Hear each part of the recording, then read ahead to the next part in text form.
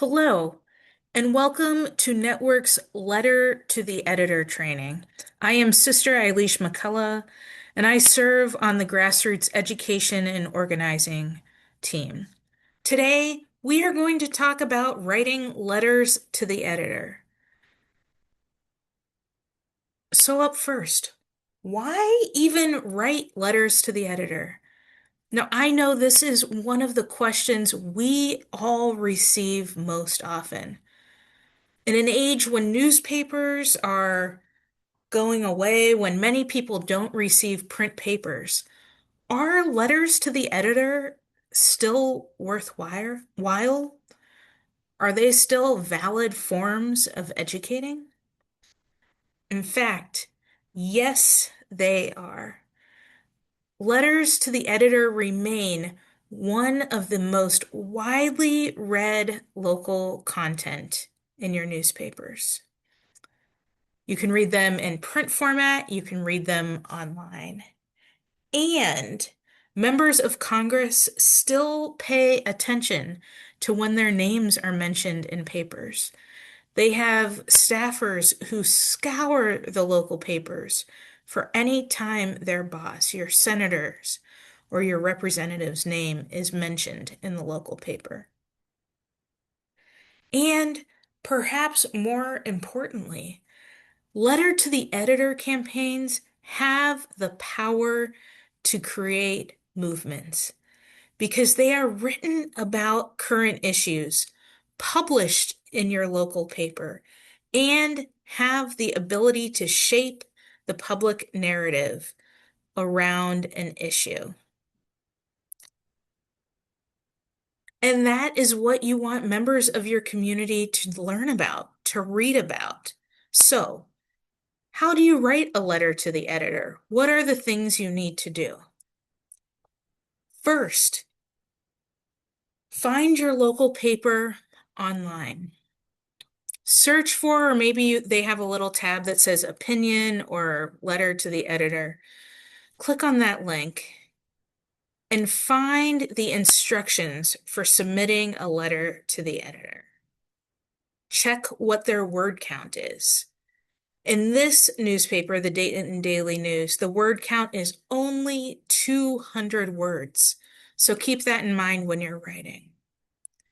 See if your paper requires exclusivity.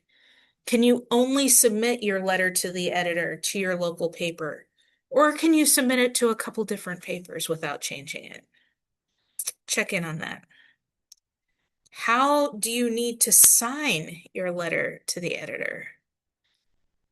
This paper makes it very easy because they have a form where you put in your name, your street address, and your city so that they can verify that you live within the district of that newspaper. And then you simply copy and paste your letter into this form. That's what you see in this third panel over here.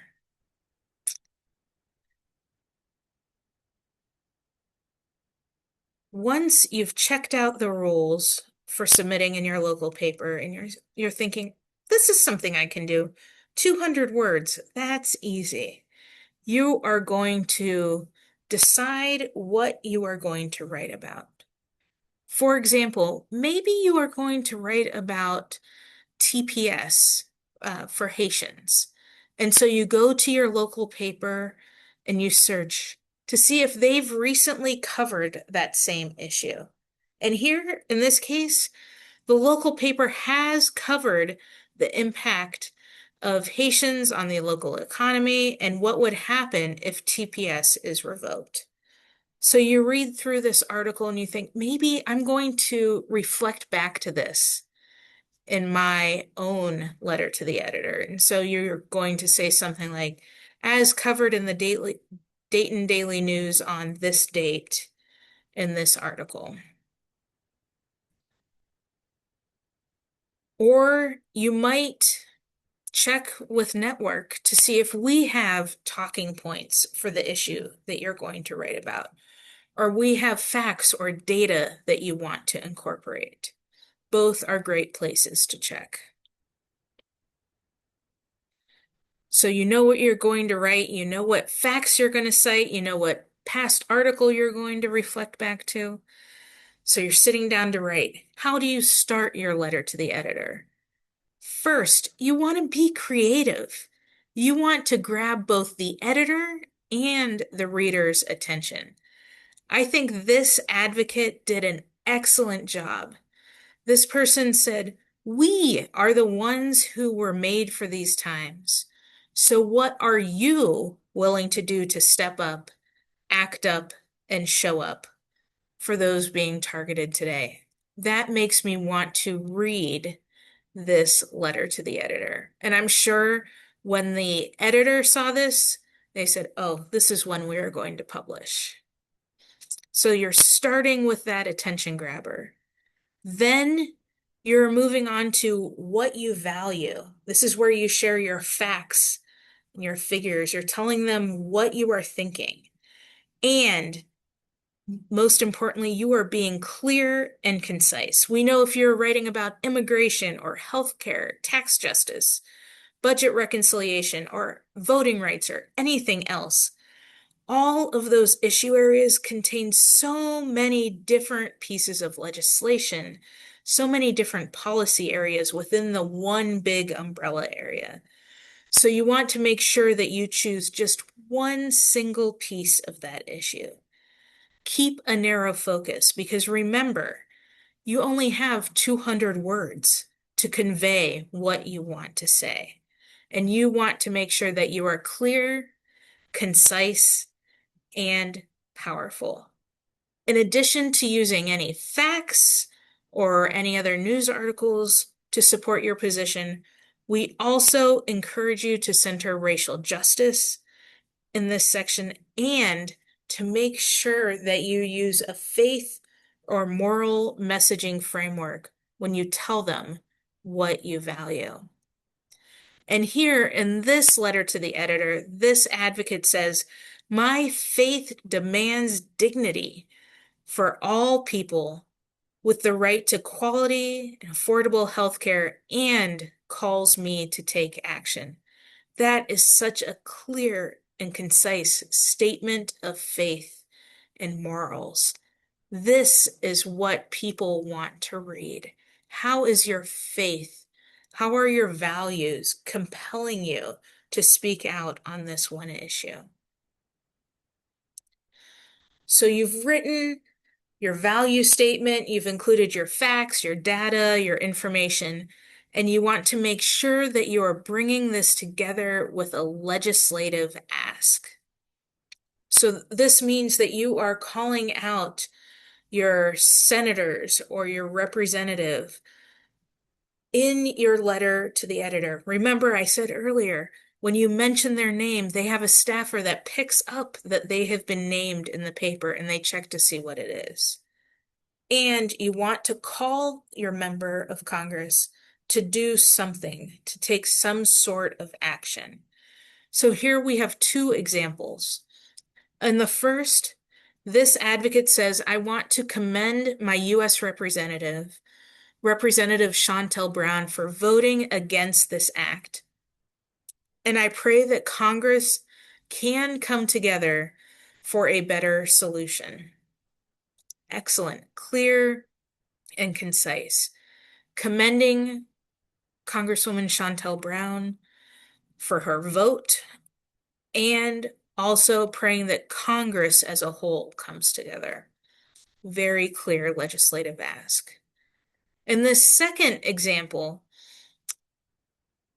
the advocate writes, "To counter that false narrative and to increase citizen participation in elections, Ohio Senators Bernie Moreno and John Husted need to vote no on the Save America Act that is moving through their chamber."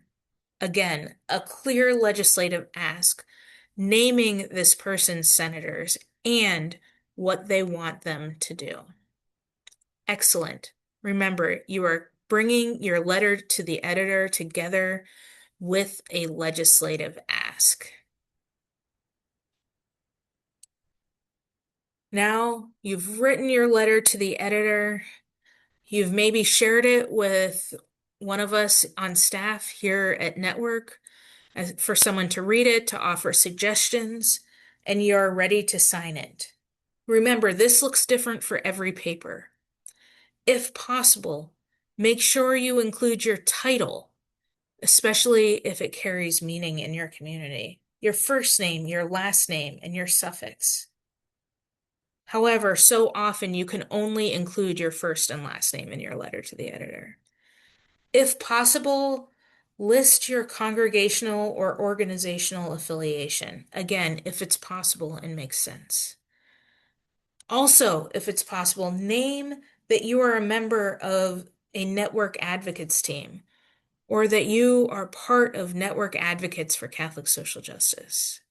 And finally, include your city and your town.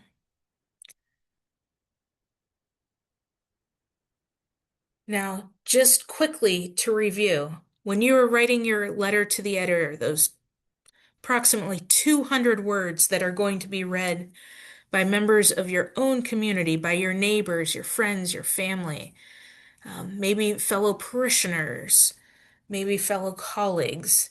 You are going to start with a sentence that will grab the editor and the reader's attention. You are going to tell them what you think and include faith or moral messaging. You are going to close your letter with a legislative ask that is clear, concise, and powerful. And then you will sign and submit your letter to the editor. Don't forget to once again check those submission guidelines. Make sure you have the right word count. Make sure your word count isn't over the limit. And then hit submit. And make sure that you let us know when you are submitting a letter to the editor and when it has been published. And send us pictures of those of your letter in the paper, whether it's in print or online, however you access your local paper. Our colleagues on the government relations team take your letters to the editor up to the hill. They also share your letter to the editor with your senators or your representatives so that they know that one of their constituents is writing a letter to the editor, cares about a specific piece of legislation, and is encouraging them to vote a specific way. Thank you so much for writing a letter to the editor. I know you can do it, and we cannot wait to see your letters published in papers across the country. Again, if you have any questions, or once your letter is published, please send those questions or letters to info@networklobby.org. Thank you very much.